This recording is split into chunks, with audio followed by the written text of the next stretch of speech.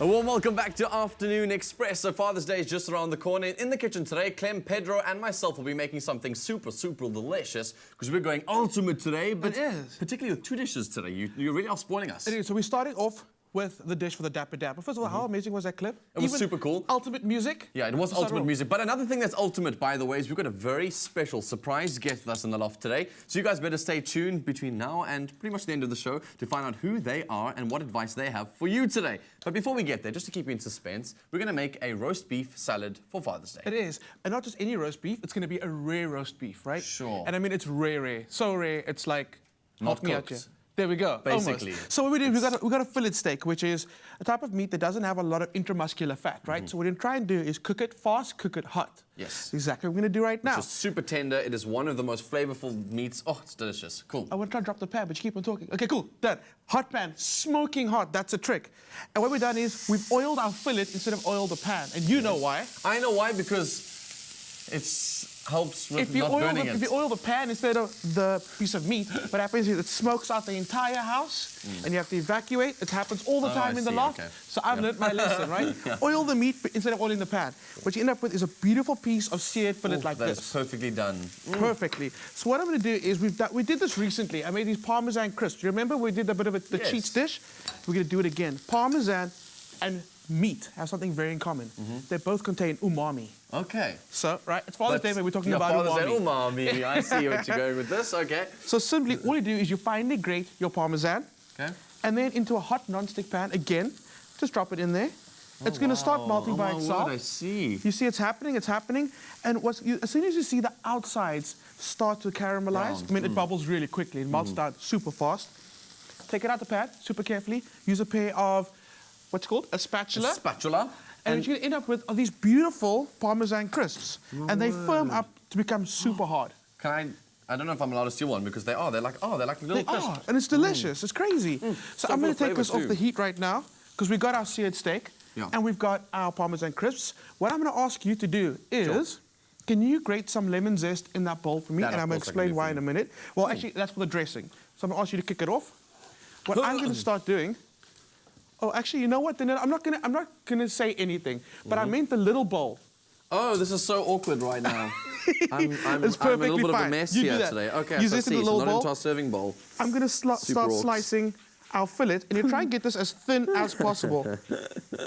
You're doing a good job. You really are messing me around today because usually if you want me to put something in the pan, you're like, tell me before, like, listen, I might ask you to do something. This time you're just leaving me in the dark here. It is, but I'm like letting the viewers see out there, like you have the skill. Yes, okay. You don't need to be briefed or prompted. No, you know what you're doing. I just do my own thing, you see. Okay. Okay.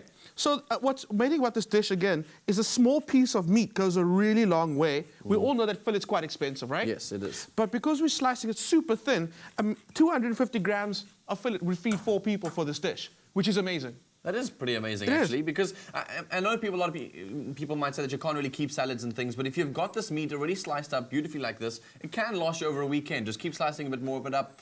Keep putting it in another new salad every single day, because obviously sometimes you might have guests that come like the day afterwards or absolutely. Like that. And for me, if someone says, would you like a salad? I'm like, sure, put 250 grams of meat in it first, and then we're talking.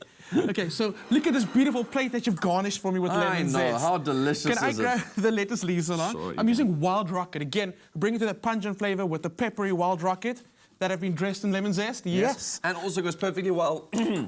Got some Parmesan in my throat. It goes perfectly well with a nice Parmesan sort of flavor and the meat itself. Are you going to go with balsamic reduction? We're going to do that in the end. No. We're almost there.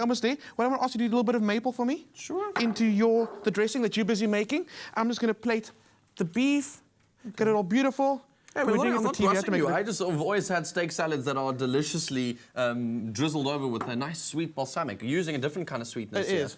So we've got lemon zest in there, a little bit of maple, a little bit of extra virgin olive oil. And just to add a little bit of saltiness to it, a little bit of a briny flavor, I'm going to add some capers. Okay. Something we don't really use that often, but something it's amazing, it's delicious, especially for this dressing. So I'm just going to go with a little bit of it. Oh, I love capers so much that it adds nice saltiness to there. Cool, can you stir that through? Done. Cool, and then finally, our Parmesan crisps. I'm just going to like crack that over. Can drizzle this over. Go for the dressing. Ta-da! That's our Dapper Dad rare roast beef salad done. It looks so delicious. You've also put it in a massive bowl, so that's a dad bowl worth of salad right over there. Portion for one. But I've got someone on the side I want you to go chat to. You do. Before I go and chat to him, don't forget that you guys can get this recipe from our website, afternoonexpress.co.za. Now let's go and meet our special guest for the day. How about you go?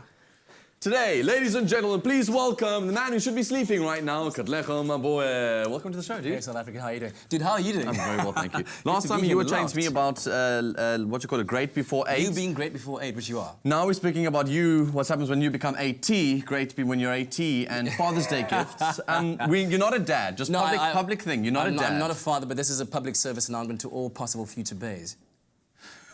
What? What's the announcement?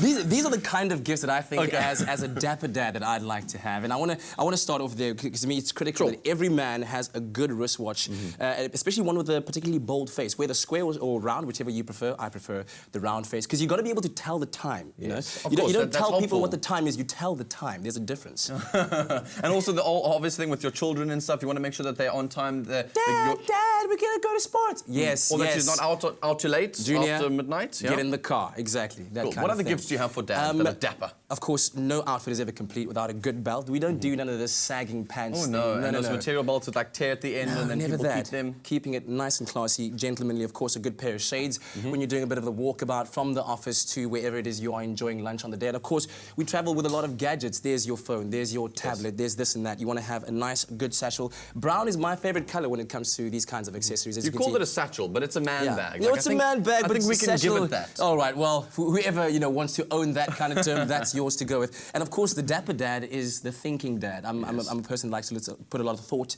into my day. So having a cool little notebook like that with nice little trimmings, kind of makes it fun for you to open up, jot a few thoughts down. If you're a songwriter like me, then you do that. Exactly. And obviously, being a dapper dad is something that you are very passionate about. You're a dapper guy as a youngster. I don't think that's going to disappear when you get a lot older. No, you also want to keep that style going into the future. You don't have to let all of this stuff go and let all that style that you've built up go. Absolutely. So yes, and to that we add the classic look, man. For me, I always have the saying that blues and browns will never let you down, okay? We've kept it with a cool little shade of blue called indigo, if you will. A nice classic dapper jacket and, of course, the classic leather glove, which is, I think, rightly suited for the winter season. Dude, absolutely amazing. You've got some really great advice for Father's Day. Your father's probably going to be getting something super amazing.